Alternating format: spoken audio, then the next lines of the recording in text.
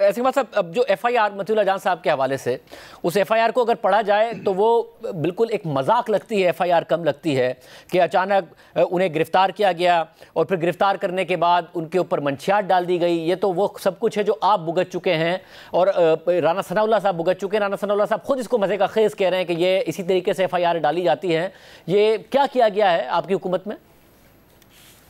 देखिए, इसके बारे में तो वज़ीर दाखिला आपको बता सकते हैं, चूंकि वही इससे बाखबर हैं। मैं इस केस के मतलब आपने सफ़र किया है, ये हो नहीं सकता कि आपका इस पर ओपिनियन ना हो, और ये ज्यादती होगी आपकी अपनी पॉलिटिकल स्ट्रगल के साथ कि आपका इस पर ओपिनियन ना हो।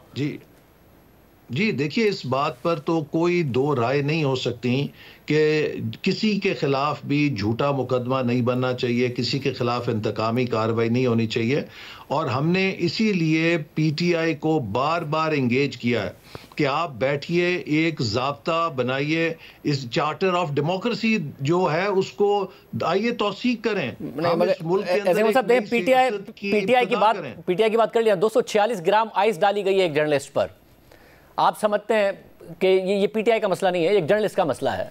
ये सही डाली गई है? देखिए, जो इस पे मैंने कहा कि वजारत दाखिला आपको बता सकती है या इस्लामाबाद पुलिस के इसको सही या गलत का ओपिनियन तो आप दे सकते हैं ना। आप तो मैं कमेंट नहीं कर सकता। नहीं, कमेंट कर सकते हैं आप ऐसा इकबाल साहब। आप इस पूरे प्रोसेस से गुजरे हैं, झूठे केसेस आपने भुगते हैं, किस तरीके से? मैं जरूर इस बारे में जो हकायक हैं उनको जानने की कोशिश करूंगा और इस बात के लिए उन्हें कहूंगा कि अगर कोई भी इसमें गलत केस है तो वो नहीं होना चाहिए, लेकिन जो इसके मेरिट्स ऑफ द केस हैं इसके बारे में तो वजारत दाखिला ही आपको जवाब दे सकती है। मगर मसला ये ना कि इस केस के में मेरिट का एम भी नहीं है, वरना वजारत दाखिला क्या जवाब देगी इसका? और खुद राना सनाउल्लाह साहब ने कहा ये मजे का खेज इसी तरीके से FIR डाली जाती है। और मैं उम्मीद करता हूं कि आप ये मामला ज़रूर इस हवाले से उठाएंगे। पूरी सहाफ़ती तंजीमें भी इस हवाले से बात कर रही हैं।